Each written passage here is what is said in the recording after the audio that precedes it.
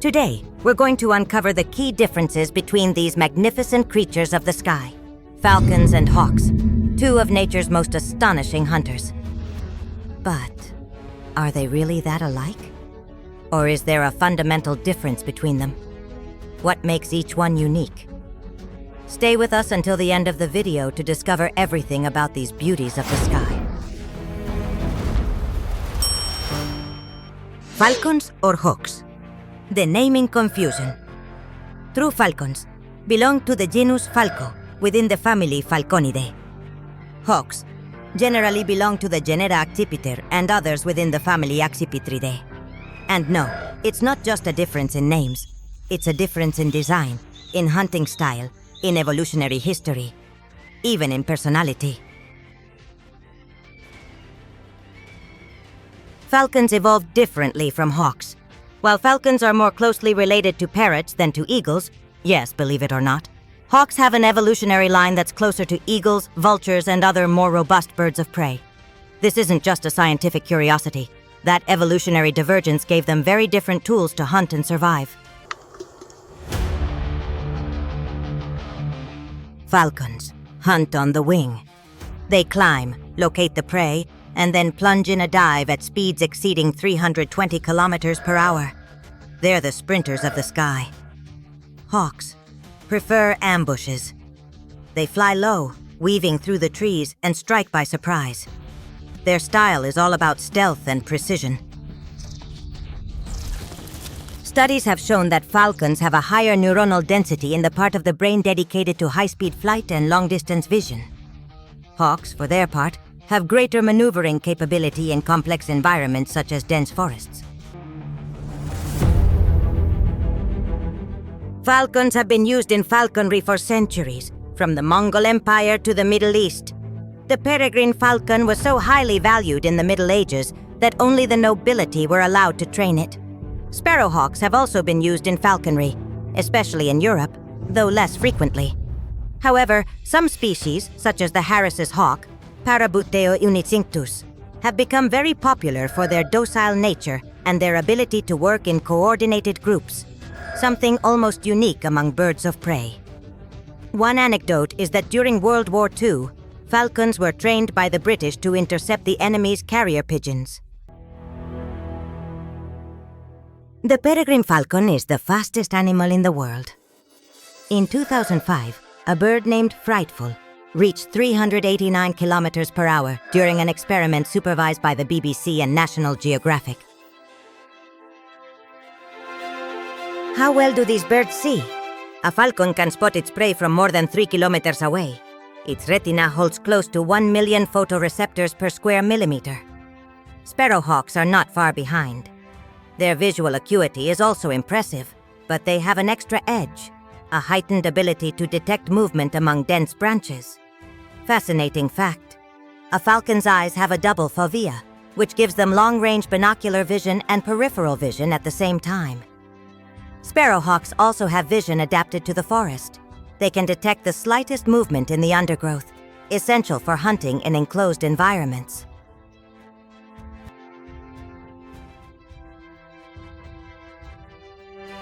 How do they hunt, and what do they eat? Falcons hunt at very high speed, diving at over 300 kilometers per hour. They prefer prey in full flight, other birds, bats, or large insects. Sparrowhawks are stealth hunters. They lie in wait from a branch and strike with quick, short flights.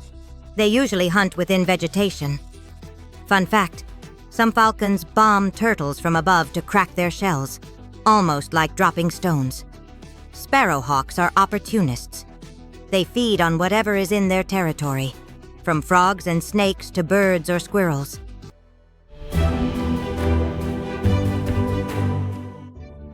Falcons are usually monogamous, and some remain with the same partner for life. Courtship includes acrobatic flights, food exchanges, and vocal calls. Sparrowhawks are also monogamous, but more territorial. Some species defend their territory with extreme aggression.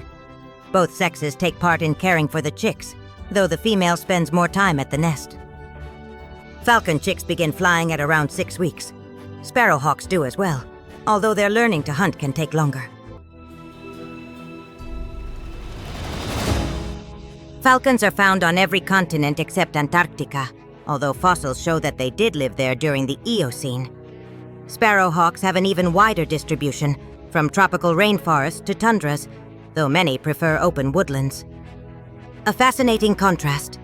While the gyrfalcon, majestic and powerful, reigns over the frozen skies of the Arctic, its cousin, the chicken hawk, chooses a completely different habitat, seeking warmth and humidity in tropical zones. But if you thought these hunters only ruled the wild, think again. Both have shown incredible adaptability, learning to coexist in the very heart of cities.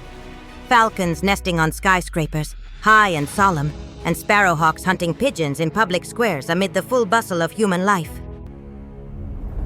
What do these birds symbolize to us? Throughout history, falcons and sparrowhawks have appeared on shields, flags, and other heraldic emblems as symbols of nobility, honor, and bravery. This cemented their image as emblems of power and loyalty. In ancient Europe, for example, falcons were symbols of monarchs, and falconry was a royal pastime, which strengthened the association of these birds with royalty and the nobility. Fun fact: the practice of issuing passports for falcons comes from the United Arab Emirates, where falcons are highly prized and even enjoy an almost royal status. In this country, falcons can obtain a passport. In 2016, a falcon named Khalifa became the first falcon to have an official passport, granted by the Emirati government. This passport allowed the bird to fly without restrictions on international flights, something that sounds more fitting for a pop star than a bird of prey. This passport was part of an effort to ensure the welfare of falcons that accompany hunters, since some are flown to other countries during hunting seasons.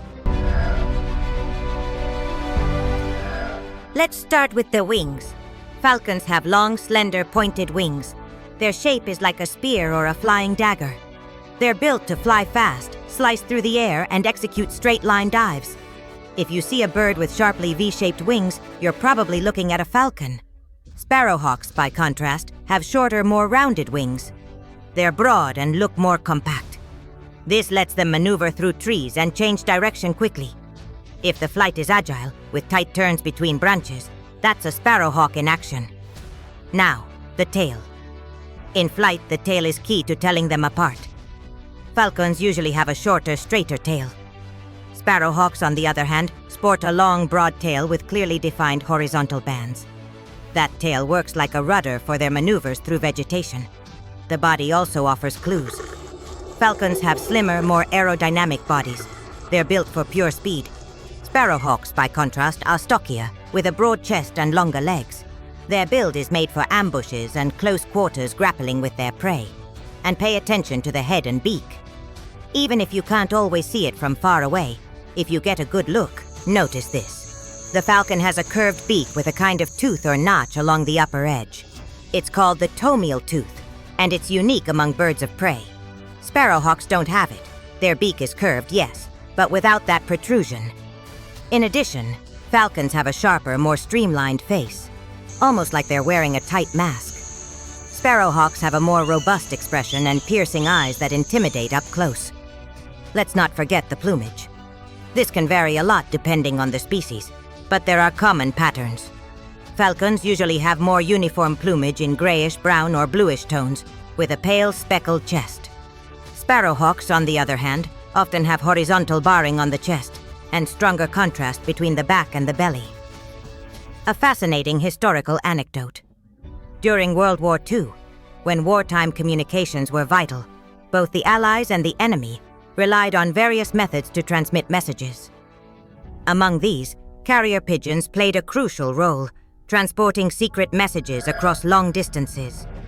However, the British, always looking for innovative ways to counter the enemy, came up with a surprising solution: training falcons to intercept these carrier pigeons. The project, known as the military falconry, was driven by the British Secret Service. Falcons, with their outstanding speed and agility, were trained to identify and catch enemy pigeons in mid-flight, preventing them from delivering their valuable cargo. This technique, bold as it was one of many creative and risky responses the British employed to intercept critical information, maintaining a strategic advantage in the air. Although the use of falcons in the war was relatively limited, The story of their training and deployment shows the remarkable interaction between nature and technology in times of conflict.